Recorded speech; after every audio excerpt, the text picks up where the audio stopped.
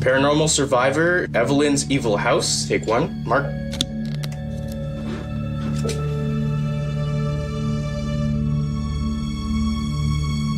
My three boys, Travis, William, and Jeremy, and myself, moved into the home. It was an old farmhouse and very open fields. And during the springtime, it was cornfields, things like that. Very old country scene.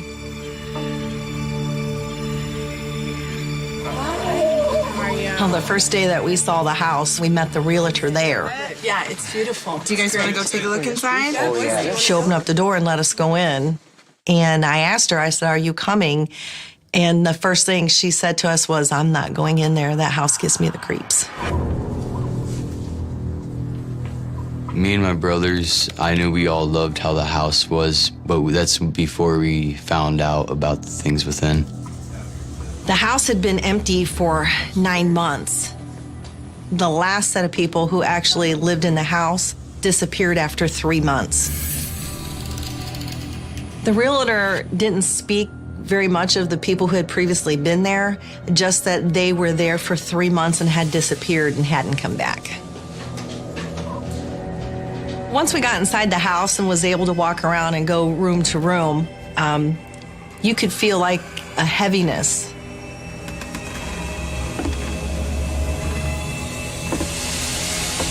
Like breathing heavy in the house. Evelyn had misgivings, but the size and location of the house were perfect. So she decided to take it, and she and the boys moved in. After seeing the house the first time and being able to move in, my opinion was still really exciting. We were glad to be there.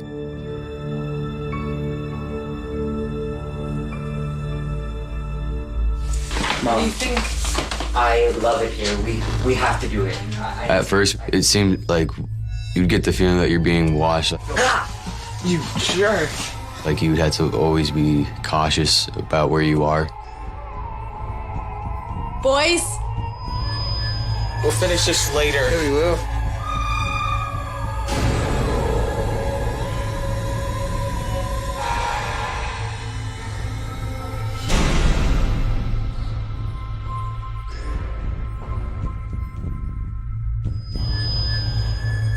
The very first night in the house, I can remember laying in my bed and the rooms were pitch dark and there was a vent on the floor beside it. You could hear music like from 1930s to 1940s coming from a phonograph. It was almost as if you could picture somebody at a ball. And I could hear it plain as day. There were no lyrics. There were nobody saying anything. It was just instrumental, and all you could hear was the sound of it. When I realized it was coming through the vent from the floor, I got extremely scared. I yelled at my boys to stop playing that music. Hearing the music at night would creep me out because my room would be pitch dark, no light or nothing in there at night.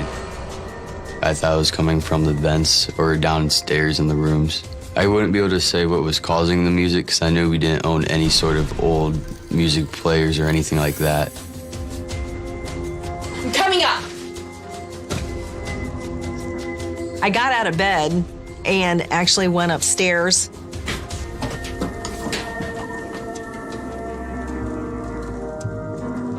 And there was nobody there, and William was asleep in his room. I was sick to my stomach and a little bit nervous. Shortly after that, the music faded away. I was scared, very, very scared.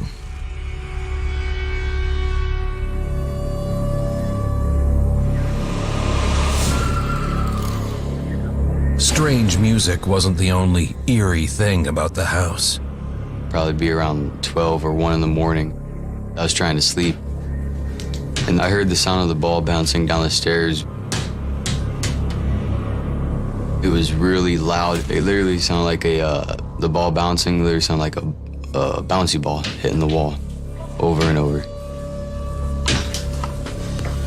I could hear the bouncing of like a rubber ball, and you could literally hear it hitting the floor.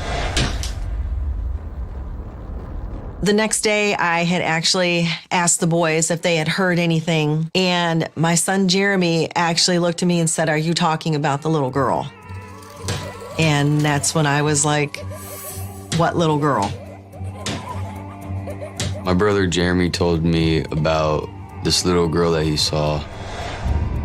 A little girl with black hair and like wore a white dress and would always be in his doorway, just watching him sleep.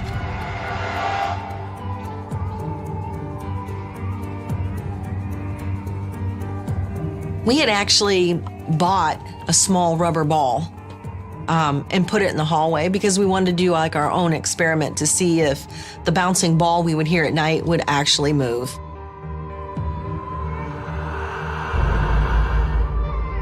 We would put the ball at one end of the hallway and see what happened to it throughout the night. And as soon as we did that, it was almost like an open door that, hey, she was being allowed to play. The ball literally would roll down the hallway by itself. Children's spirits are innocent like children in life. Child spirits will want to engage with people. They want to engage with other children, and they're going to want to play with the objects. So if children have toys at home, they're going to want to play with them just as if they were alive. I felt bad for the little girl. I just felt like she was lonely, like she needed someone to know that she was there. I don't think possibly she was old enough to understand that she no longer lived.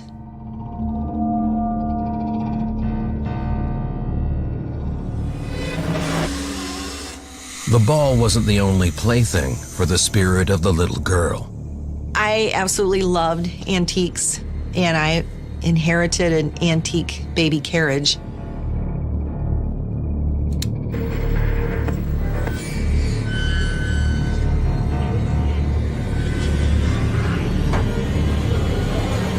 And it would start rolling across the carpet.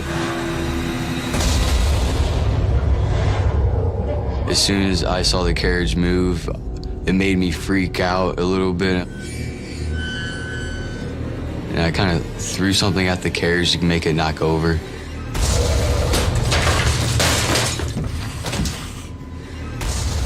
I felt that if this little girl was upstairs laughing and playing, she had to be laughing and playing with somebody. I instantly had a gut feeling that there was more than one person there. A few nights later, Evelyn's fears would prove to be well-founded. I remember laying there in bed and, of course, pulling the blankets up over my head because I was a little scared and I couldn't understand why. I mean, I had a real shaky feeling. And when I looked up, even in a dark room, you could see nothing but a big black figure.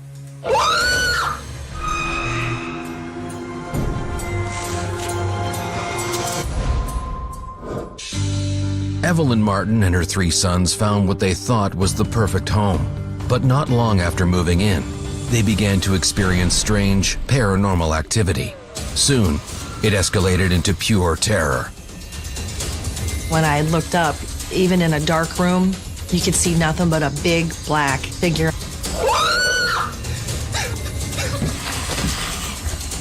I was completely sick to my stomach. I was nervous, and I remember I pulled the blankets up over my head and said, "Just go away."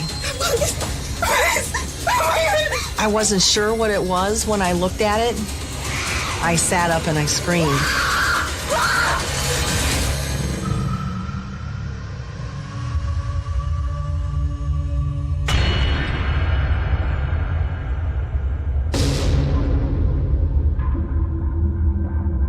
Evelyn wasn't the only one in the family to come face to face with the negative spirit.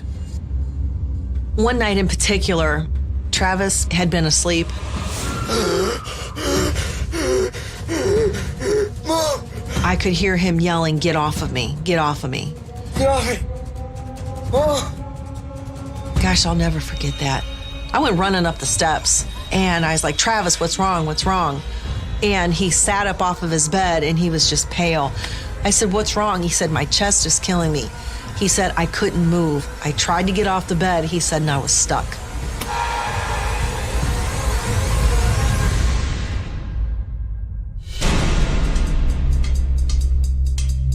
I knew that I needed to get help, that I needed somebody to tell me what was going on. Evelyn called in paranormal investigator John Hines and his team. Hi, nice to meet you.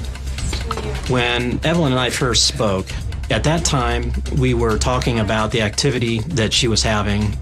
It had her upset, especially because it was involving her boys. So, we set up a time to bring the team out. When we did the research on Evelyn's home, what we did find out was that there had been a house fire. There's a pretty good possibility that whatever's going on here probably stems from something that happened at that fire. A traumatic event, such as a house fire, can cause a haunting because there's a huge expulsion of energy at that time, which creates almost a ripple effect, and that can cause entities to be sucked in or become attached to the location. It felt like it was 100 degrees in there. And you just felt like the walls were pushing in on you. It was almost like the feeling that you're sitting in the middle of 100 people just trying to stare you out of the house.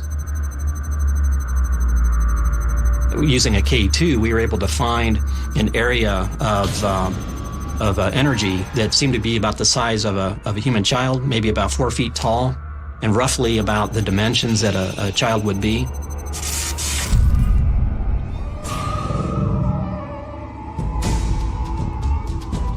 You could walk room to room, and then you could almost tell that, hey, there's somebody here.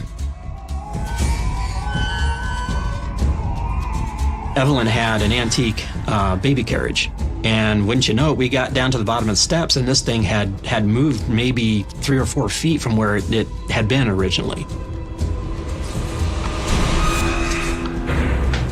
The carriage only went like a few feet at a time. It's not like it would go all over the place. It would move as if somebody nudged it, and it would roll. I didn't even have an explanation for it. The only thing I could think of was that the little girl that wanted to play ball was playing with the carriage. And a moment later, we heard a commotion upstairs. We got in there and immediately picked this thing up again. The interesting thing is, while we were in there, our EMF meter started going crazy. So we tried an EVP session in that room. Can you see the needle on the IR? What we were getting was a fast oscillating screech from it. Let's check it out. Is that okay? It was burying the needle, and just this loud, almost warble. It was almost like a police siren going off. Something we had never, ever heard come from an EMF meter. Just one more room, and then we'll pack up and we'll go home. It was a really active night. And while we were doing that, we actually got an EVP, a really good EVP, of what sounds like a little girl saying, "What do you want?"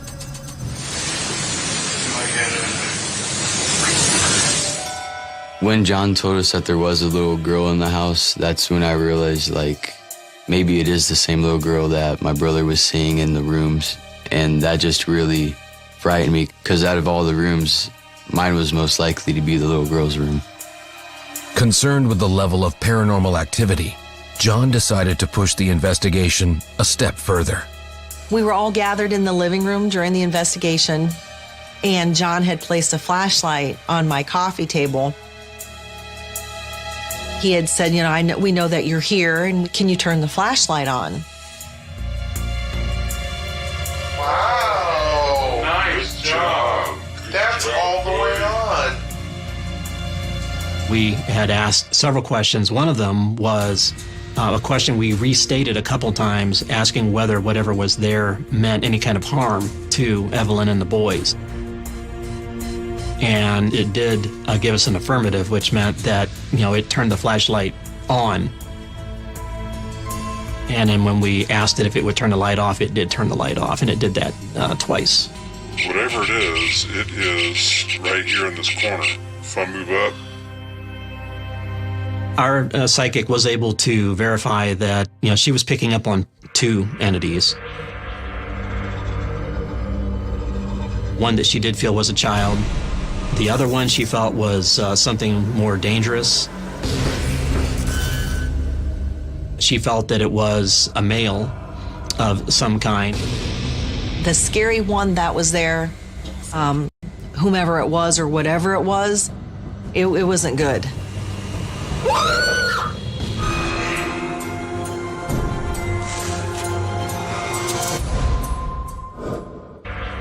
Evelyn Martin and her sons were being terrorized by spirits in their home. After calling in paranormal experts to help, they made a frightening discovery. I believe it had a potential to become a danger. I think it was escalating.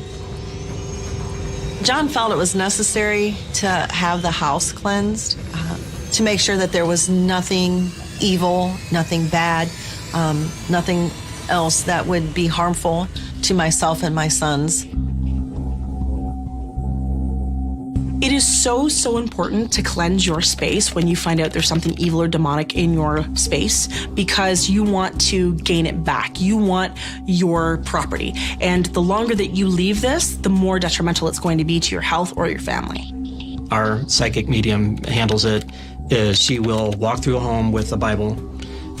She will burn some sage as she's walking through the home, and will read some scripture from the Bible, along with asserting the fact that, anything here that should not be here, this activity, whatever's going on, needs to stop, and you need to go.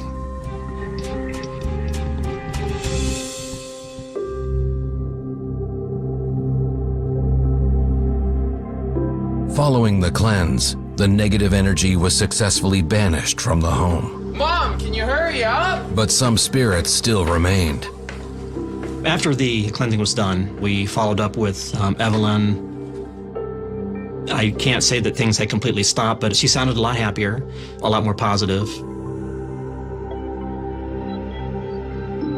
Kind of feel like the vibe changed to where I didn't have to be scared to be in my own house anymore. It just felt like I could honestly just relax without being cautious all the time. After this was done, it was completely different. Wasn't afraid to be at home by myself. I wasn't afraid to sleep with my door open. The boys were like back to normal. They weren't on edge or upset about anything or not sleeping at night. After that happened, it was almost as if whatever was bad there knew it had to go, and it was gone.